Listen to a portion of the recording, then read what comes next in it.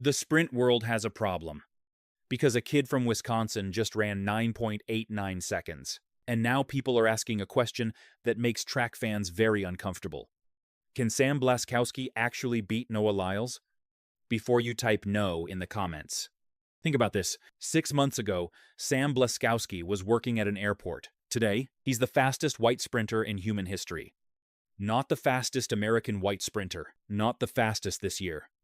The fastest ever. A 1:5. Year record is gone. Destroyed. And the craziest part, after running 9.89 seconds, Sam wasn't celebrating like someone who had just achieved the impossible. Instead, he looked straight into the camera and basically said, "We're not even close to our peak yet." Wait, so you're telling me a guy who just became the fastest white man ever, a guy who suddenly sits among the fastest humans on Earth, thinks he's still got more?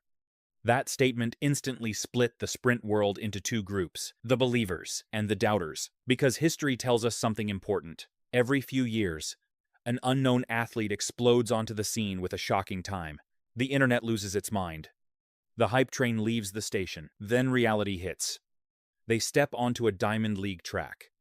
They face Olympic champions, world medalists, men who have proven themselves under pressure, and suddenly, those magical times disappear.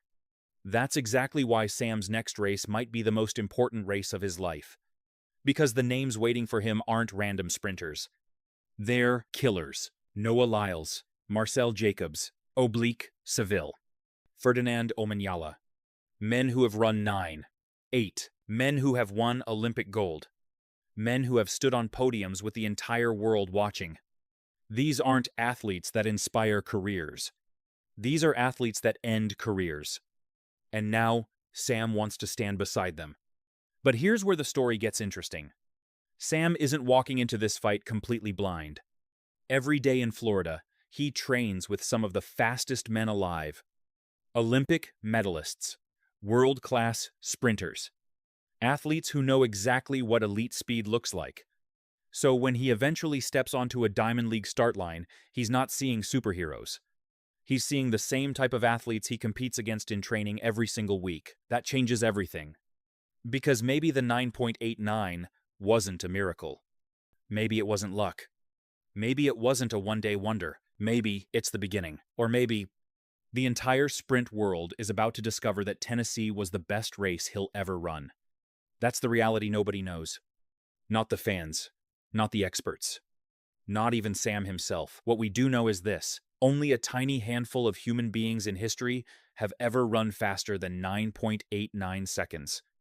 And somehow, a kid who learned sprint mechanics from YouTube videos, a kid who got 0 Division I offers, a kid who worked at an airport to fund his dream, just joined that club. Now comes the hard part. Doing it again. Because records get attention. Diamond League medals earn respect. And beating the fastest men alive changes everything. The question isn't whether Sam Blaskowski belongs in the conversation anymore. The 9.89 already answered that. The real question is this. When he finally lines up against Noah Lyles, Ferdinand Omanyala, Oblique Seville, and the world's elite, will he shock the world again? Or will the hype disappear as fast as it arrives? We're about to find out. And if Sam really hasn't peaked yet, the sprint world might be in serious trouble.